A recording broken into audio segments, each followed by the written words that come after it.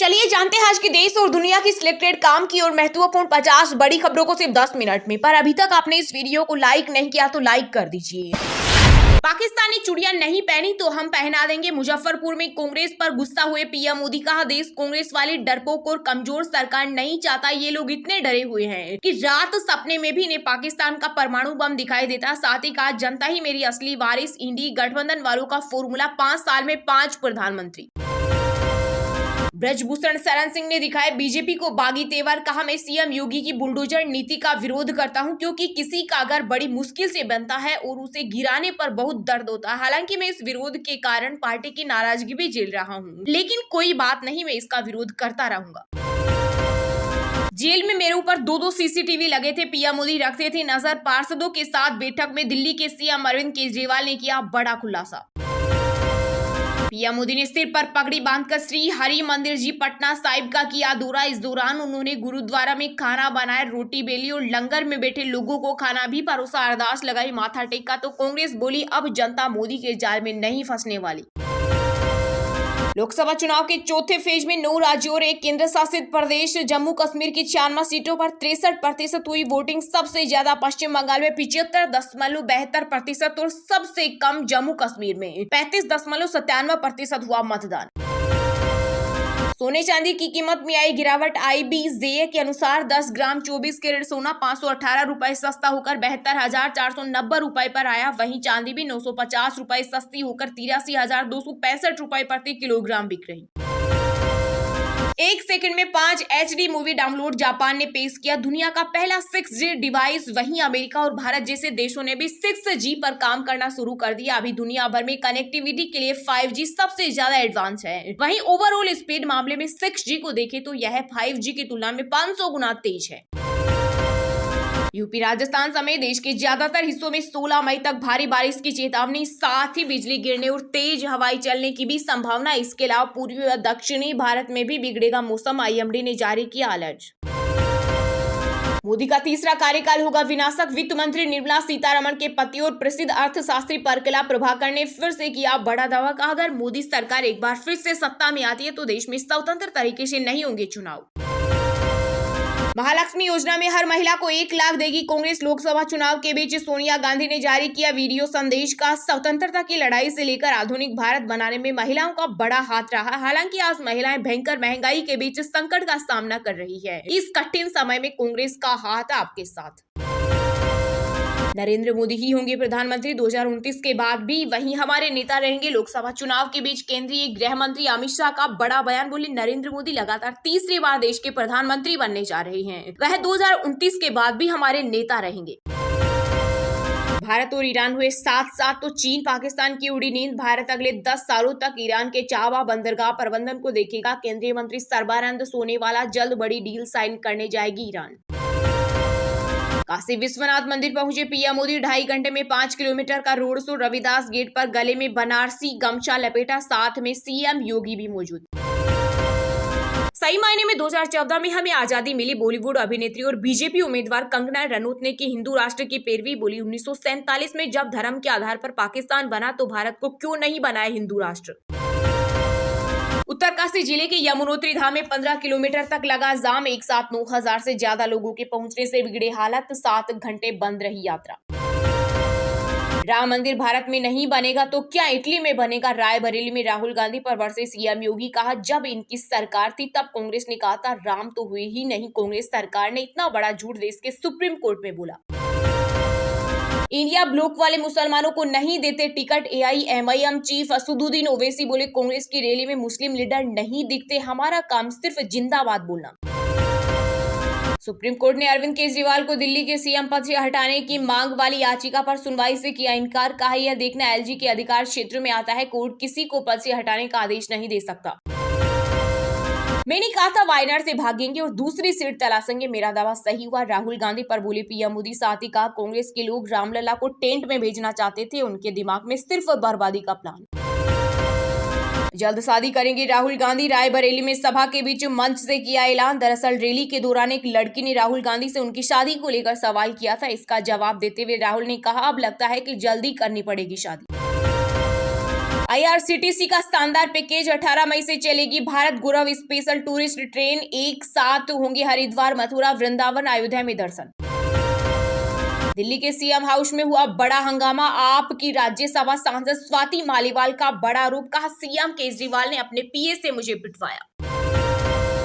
मुसलमान का वोट सभी को चाहिए लेकिन उन्हें अपना प्रतिनिधि कोई नहीं बनाना चाहता। AIMIM सांसद इम्तियाज जलील ने बीजेपी पर बोला हमला, कहा भाजपा के पास कोई मुद्दा नहीं है इसलिए ये हर बार हिंदू मुस्लिम की बात कर रहे हैं। कांग्रेस की मंशा का पर्दाफाश करना जरूरी, केंद्रीय मंत्री पीयूष गोयल बोले अब भी तुष्टीकरण छोड़ने को तैयार नहीं, जिसका खुलासा इनके घोषणा पत्र में हुआ है।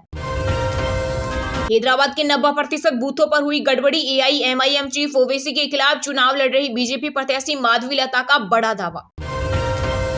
अप्रैल में खुदरा महंगाई दर घटकर 4.83% हुई। यह 11 महीने में सबसे कम, लेकिन खाने पीने की चीजों की कीमतें बढ़ी। आंध्र प्रदेश की विधानसभा चुनाव में पहले चरण के प्रचार अभियान पर रोक लगने के बावजूद रैली में शामिल हुए अभिनेता अल्लू अर्जुन। आंध्र प्रदेश पुलिस ने आदर्श आचार संहिता के उल्लंघन के आरोप में दर्ज किया केस। कांग्रेस और सपा का DNA पाकिस्तान जैसा, सीएम योगी आदित्यनाथ का इंडिया गठबंधन पर हमला। हरियाणा में बीजेपी सरकार के बहुमत खो देने के विपक्षी दलों के दावे पर सत्तारूढ़ दल के पूर्व मुख्यमंत्री मनोहर लाल खट्टर ने बोला सियासी हमला, कहा यदि विपक्ष के पास पर्याप्त विधायक है तो वह राज्यपाल के सामने उनकी परेड कराए। द मोदी शो में बिहार सीएम नीतीश कुमार ने बीजेपी का चुनाव चिन्ह थामा तो जमकर हुए ट्रोल। सोशल मीडिया यूजर बोले नीतीश बाबू को तो झुनझुना पकड़ा दिया। मणिपुर में हिंसा से पहले 2480 अवैध प्रवासी मिले। CMN बीरेन सिंह बोले सबसे ज्यादा 1165 चंदेल में अप्रवासियों के नए गांवों को लेकर सरकार चिंतित। लोकसभा चुनाव के चौथे चरण में यूपी की 13 सीटों पर हुई वोटिंग। इस दौरान लखीमपुर में भाजपा कार्यकर्ताओं की पुलिस से हुई झड़प। वहीं सपा बोली कन्नौज में मतदान के दौरान कार्यकर्ताओं को धमकाया गया। पूर्व वायुसेना प्रमुख प्रदीप वसंत नाइक की पत्नी मधुबाला का नाम वोटर लिस्ट से कटा, कहा इसकी जांच होनी चाहिए। चलिए अब जानते हैं जो आम आदमी के काम की और फायदेमंद खबरें हैं उनको विस्तार से। पर इससे पहले अभी तक आपने इस वीडियो को लाइक नहीं किया तो लाइक कर दीजिए।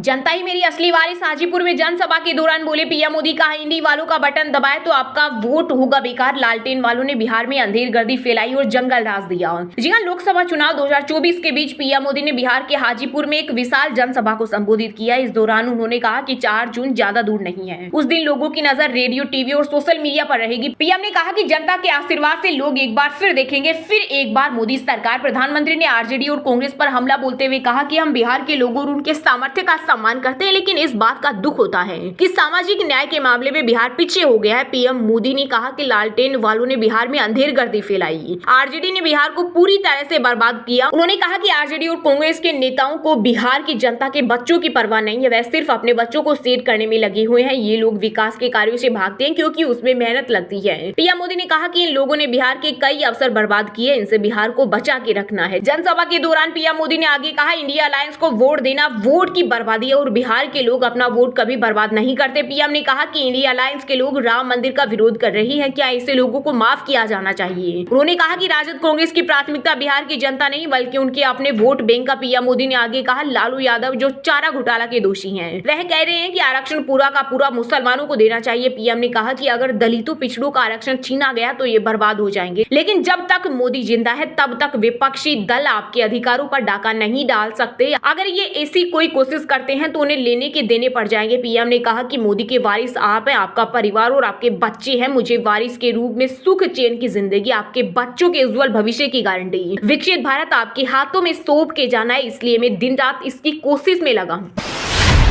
मोदी का तीसरा कार्यकाल होगा विनाशक। वित्त मंत्री निर्मला सीतारमण के पति और प्रसिद्ध अर्थशास्त्री परकला प्रभाकर ने फिर से किया बड़ा दावा। कहा अगर मोदी सरकार एक बार फिर से सत्ता में आती है तो देश में स्वतंत्र तरीके से नहीं होंगे चुनाव। जी हां, देश में लोकसभा चुनाव के बीच राजनीतिक अर्थशास्त्री परकला प्रभाकर ने एक इंटरव्यू दिया है जिसमें उन्होंने एक बार फिर से मोदी सरकार और 18वें लोकसभा चुनाव के बारे में बातें की। परकला प्रभाकर ने प्रधानमंत्री नरेंद्र मोदी और बीजेपी सरकार पर पूछे गए कई सवालों का जवाब दिया। उन्होंने मोदी सरकार के तीसरे कार्यकाल पर टिप्पणी करते हुए कहा कि यदि बीजेपी तीसरी बार सत्ता में आती है तो यह किसी आपदा से कम नहीं होगा। प्रभाकर ने बीजेपी सरकार पर निशाना साधते हुए कहा, मोदी सरकार एक बार फिर आती है तो देश में स्वतंत्र तरीके से चुनाव नहीं होंगे। उन्होंने प्रधानमंत्री मोदी को तानाशाह करार देते हुए कहा कि अगर इनकी पार्टी जीत जाती है तो मुझे लगता है कि अगले चुनाव में हमारे पास रूस और उत्तर कोरिया जैसे चुनाव परिणाम होंगे जहां सत्तारूढ़ दल को 95% वोट मिलते हैं। दरअसल वित्त मंत्री निर्मला सीतारमण के पति परकला प्रभाकर पहले भी कई बार मोदी सरकार की आलोचना कर चुकी हैं। उन्होंने इस इंटरव्यू में भी वर्तमान सरकार के प्रदर्शन की निंदा करने में कोई कसर नहीं छोड़ी। प्रभाकर ने कहा कि मोदी सरकार अपने कार्यकाल के दौरान आर्थिक संकट से लेकर सामाजिक अशांति तक सभी पहलुओं में विफल रही है। मोदी के शासन में भारतीय अर्थव्यवस्था आजादी से पहले के स्तर पर पहुंची। उन्होंने आगे कहा, भाजपा की पिछली जीत भ्रष्टाचार के खिलाफ कहानी और यूपीए 2 सरकार के प्रति असंतोष के साथ साथ शिक्षित मध्यम वर्ग के बीच मोदी की मजबूत छवि से प्रेरित थी। लेकिन इस बार इस पार्टी की चुनावी किस्मत 230 सीटों से अधिक होने की संभावना नहीं है। प्रभाकर ने कहा कि बीजेपी के आधिकारिक आंकड़ों और जमीनी हकीकत के बीच जमीन आसमान का अंतर है। अगर देश में गरीबी सचमुच कम हुई जैसा कि बीजेपी का दावा है तो हम 83 करोड़ लोगों को खाद्यान्न क्यों बांट रही है। वहीं प्रभाकर ने चुनावी बॉन्ड योजना को दुनिया का सबसे बड़ा घोटाला करार दिया और सरकार पर राजनीतिक फंडिंग की आड़ में जबरन वसूली रणनीति में शामिल होने का भी आरोप लगाया। उन्होंने कहा, ऐसा लगता है कि सरकार जानबूझकर उद्योगपतियों को धमका रही है और चुनावी बॉन्ड योजना के जरिए पैसे वसूल रही है। संविधान के बिना नहीं होगी जनता की सरकार, रायबरेली के बछरवा में बोले कांग्रेस नेता राहुल गांधी। कहा, जो भी आपको आज तक मिला है वो इस संविधान ने दिया है। हमारी लड़ाई संविधान को बचाने की है, किसानों और गरीबों की रक्षा की है। जी हां, राहुल गांधी ने बहन प्रियंका के साथ रायबरेली के बछरावा में एक चुनावी जनसभा को संबोधित किया। इस दौरान राहुल ने कहा कि रायबरेली मेरी 2 माताओं की कर्म भूमि है, इसलिए यहाँ से चुनाव लड़ने आया हूँ। साथ ही कहा, कांग्रेस देश के युवाओं के लिए क्या कर रही है ये भी बताने में रायबरेली आया हूँ। कांग्रेस नेता ने इस दौरान संविधान को हाथ में लेकर कहा, जो भी आपको आज तक मिला वो इस संविधान ने आपको दिया है। इस किताब के बिना जनता की सरकार नहीं होगी, अडानी अंबानी की सरकार होगी। उन्होंने कहा, जो आपकी आज थोड़ी सी रक्षा है वो भी खत्म हो जाएगी, बस 2 से 3 लोगों की सरकार रह जाएगी। सरकारी नौकरी और रिजर्वेशन खत्म हो जाएगा, सारे रास्ते बंद हो जाएंगे। राहुल ने आगे कहा, हमारी लड़ाई संविधान को बचाने और किसानों एवं गरीबों की रक्षा की है। जनसभा के दौरान राहुल ने कहा, पीएम मोदी ने 16 लाख करोड़ रुपए 22 उद्योगपतियों का माफ किया। आज देश में 22 लोगों के पास जितना धन है उतना भारत में 17 करोड़ लोगों के पास है। इतना अन्याय कभी नहीं हुआ। पीएम ने किसानों से छीना, मजदूरों से छीना,